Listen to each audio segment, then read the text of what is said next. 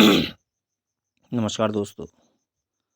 अप्सरा साधना में नेगेटिव ऊर्जा का आना या फिर कुछ लोगों का कई लोग मेरे पास में मैसेज आते हैं या फिर अभी भी 1-2 दिन पहले आया था मैसेज।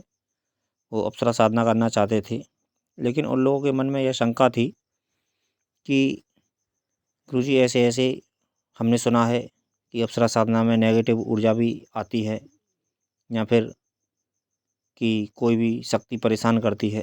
तो मित्रों, सबसे पहले तो यह बात समझ लो कि अप्सरा साधना में मैं अभी तक जहाँ तक जितना जानता हूँ, मैंने स्वयं भी साधना की है या फिर मेरी गुरुदेव से भी चर्चा होती है, उन्होंने भी इस बात का कभी जिक्र नहीं किया है। या फिर और भी जो ऐसे साधक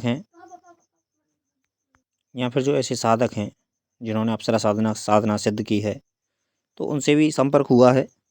तो उन्होंने भी यही सलाह दी है कि ऐसी कोई दिक्कत नहीं, ये सब फ्रॉडगिरी की बातें हैं। क्योंकि यूट्यूब पे जाने कैसी-कैसी बातें करते हैं और जाने क्या-क्या उसमें अफ़वाह उड़ाते हैं और एक साधक को भटकाने की भरपूर कोशिश करते हैं कि जिससे कि साधक ना तो साधना कर पाए, ना अपनी तरक्की कर पाए और ना ही वो इस क्षेत्र में आगे बढ़ पाए। क्योंकि कुछ लोगों का यह मिशन होता है कि साधक सौम्य साधनाओं की तरफ ना भगे और उग्र साधनाओं की तरफ भगे, जिससे कि ये उसकी गति ना हो। क्योंकि यह इस जगत में बहुत ऐसी षड्यंत्र रचे जाते हैं, सही मार्ग पे चलने वाले व्यक्ति को बहुत रोका जाता है और बहुत कुछ अपना केवल बस अपना रोज़गार करना चाहते हैं लोग, अपना धंधा करना चाहते हैं। साधक कहाँ जाए, साधक भाड़ में जाए, उन लोगों को इस बात से कोई मतलब नहीं है।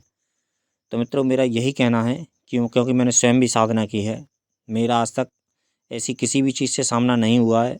और एक बात यह भी है कि यदि साधना में यदि ऐसी कोई बाई चांस स्थिति बनती है या फिर परिस्थिति निर्माण होती है या फिर अप्सरा साधना करने के बावजूद भी नेगेटिव ऊर्जा आती है, हमको महसूस होती है तो नेगेटिव ऊर्जा का सबसे पहला तो मित्रों एक बात ध्यान रखना कि नेगेटिव ऊर्जा में और पॉजिटिव ऊर्जा में बहुत अंतर होता है।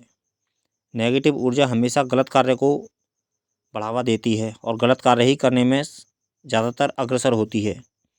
सबसे पहले कभी भी इस बात को समझ लेना कि नेगेटिव ऊर्जा होगी तो सबसे पहले वो तुम्हारे साथ में संभोग करने की कोशिश करेगी। यह नेगेटिव ऊर्जा का, अगर स्त्री साधना है, यदि स्त्री है और नेगेटिव ऊर्जा है, तो सबसे पहले उसकी यही कोशिश रहेगी कि वो किसी भी प्रकार से आपके साथ में संभोग करे।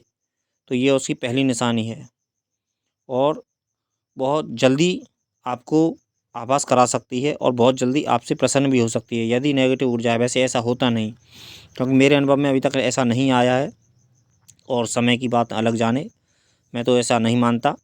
लेकिन फिर भी यदि आती है तो उससे सबसे पहले तो उससे वचन लीजिए। क्योंकि नेगेटिव ऊर्जा की एक खासियत और होती है कि नेगेटिव ऊर्जा सिद्ध बहुत जल्दी होती है। और नेगेटिव ऊर्जा की सबसे पहली बात तो यही होती है कि ये 2-3 बातें होती हैं कि सबसे पहले सिद्ध बहुत जल्दी होती है और दूसरी बात वो है संभोग करने में आतुर होती है और संभोग ही करना चाहती है। क्योंकि उसे पॉजिटिव ऊर्जा की एनर्जी आवश्यकता होती है और वो किसी भी प्रकार से उस चीज़ को हासिल करना चाहती है, जिससे कि वो सेक्स के माध्यम से ही वो उस चीज़ को प्राप्त कर सकती है और कोई ऐसा मार्ग नहीं है। या फिर ऐसा भी कहा जाता है कि आसन को हमें तुरंत अपना, जब हम मंत्र जाप हमारा ख़त्म हो जाए तो उसको पलट कर, जिस तरह घड़ी करते हैं हम, जैसा प्रेस करने के बाद में वस्त्र को हम घड़ी करते हैं, इस प्रकार से रखना चाहिए, ऐसा गुरुदेव कहते हैं। और ऐसा मेरा भी मानना ऐसा ही है कि जिससे कि यह है कि कोई भी शक्ति हमारा तपोबल ना खींच सके, क्योंकि आसन में हमारा तपोबल होता है। और इस विषय में मैं आपको एक आगे वीडियो सुनाऊंगा जो मेरा व्यक्तिगत रिलेटेड है और मेरे व्यक्ति जीवन में एकदम अचानक यह घटना घटी थी कि जिससे मेरे आसन का क्या महत्व होता है, इस बात को मैं आने वाले दिनों में बताऊंगा आपको। तो सबसे पहले यही नेगेटिव ऊर्जा की खासियत होती है मित्रों कि सबसे पहले तो वो आपसे सिद्ध बहुत जल्दी होगी। क्योंकि नेगेटिव ऊर्जा की यह सबसे पहली निशानी होती है। ये 2-3 मुख्य निशानियाँ होती हैं नेगेटिव ऊर्जा की।